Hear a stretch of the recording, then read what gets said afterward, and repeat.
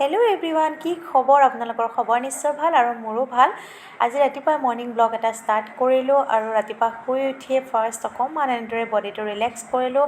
অকণমান বাহিৰৰ ফালে মই অকণমান এনেদৰে চাওঁ আৰু 5-10 মিনিট শুই উঠিকে এনেদৰে যদি অকণমান চাওঁ ভাল লাগে ব্ৰাছ কৰাৰ আগতে। তাৰপিছত ব্ৰাছ কৰাৰ পিছততো আৰু একদমেই টাইম নাথাকে, অকণমান এনেদৰে বাহিৰৰ পৰিৱেশটো চালে ভালো লাগে। তাৰপিছত ব্ৰাছ কৰিলোঁ, কৰি আদিকো ব্ৰাছ কৰালোঁ, তাৰপিছত ৰুটি বনালোঁ আৰু এইখন তাৰ কাৰণে অকণমানি ৰুটি এখন বনালোঁ। আৰু সি যিহেতু বাটাৰ বা জেমেৰে খায়, তো কেতিয়াবা বাটাৰ দিওঁ, কেতিয়াবা জেম দিওঁ।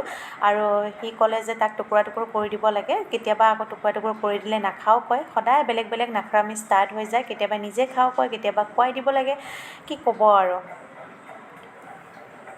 আৰু আজি ভাবিলোঁ অকণমান চুলিৰো যতন লওঁ। মোৰ মাজে মাজে বহুতখিনি চুলি পকি গৈছে আৰু সেইটো কাৰণে আমলখি পালোঁ সেইদিনাখন, আমলখি কেইটামান লৈ আহিলোঁ। ভাবিলোঁ যে অকণমান মূৰ ধোৱাৰ আগত আমলখিকেইটাও ভালদৰে পিচি লওঁ আৰু তেল লগোৱাৰ আগত আমলখিৰ লগত মিলাই লগাই লওঁ। তেনেদৰে লগালেও বহুতখিনি চুলিটো ভাল হয় বুলি কয়। পকা চুলিখিনি বাৰু কেঁচা নহয়, কিন্তু এটলিষ্ট গুৰিবোৰ বহুতখিনি ভাল হয় কয়। আৰু এইখিনি আমলখিখিনি মই অকণমান মিক্সিত ধুনীয়াকৈ গুড়ি কৰি ল'লোঁ। অকণমান কোমলীয়া আছিল কাৰণে ধুনীয়াকৈ গুটিখিনিও ধুনীয়াকৈ গুড়ি হৈ গৈছে। আৰু এতিয়া এখন কাপোৰ লৈ পেলাই মই ধুনীয়াকৈ চেকি ল'ম। বহুতখিনি পানী ওলাই গৈছে, কমেও 1 পোৱামান আছিল আমলখি। মই একেবাৰতে পিচি দিলোঁ আৰু এয়া দেখিছে ধুনীয়াকৈ ৰসবোৰ ওলাইছে। যিহেতু কোমলীয়া হয় সেইকাৰণে নেকি ইমান ৰস ওলাইছে। আৰু ইয়াৰে মই কি কৰিলোঁ, আধা মই থৈ দিলোঁ বটল এটাত, ফ্ৰিজত থৈ দিলে এসপ্তাহলৈকে বেয়া নহয় আৰু নেক্সট আৰু লগাব পাৰিম।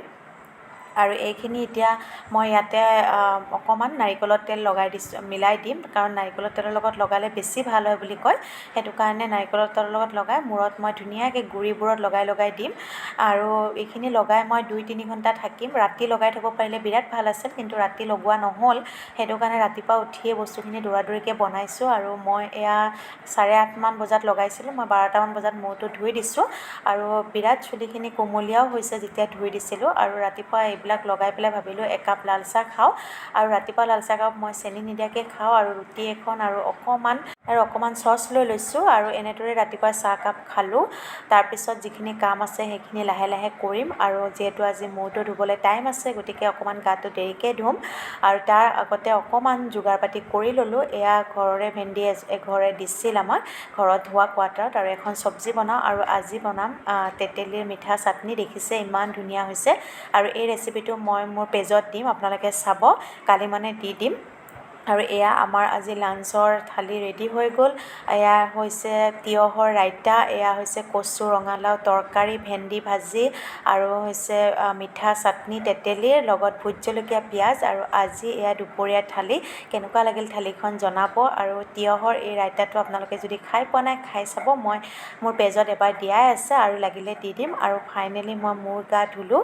মূৰ গা ধুই উঠি দেখিছোঁ চুলিটো ইমান স্মুথ হৈছে নহয়, বিৰাট লাৰিয়ে ভাল লাগি গৈছে। আজিলৈ আহিছোঁ, পুনৰ লগ পাম, বাই বাই।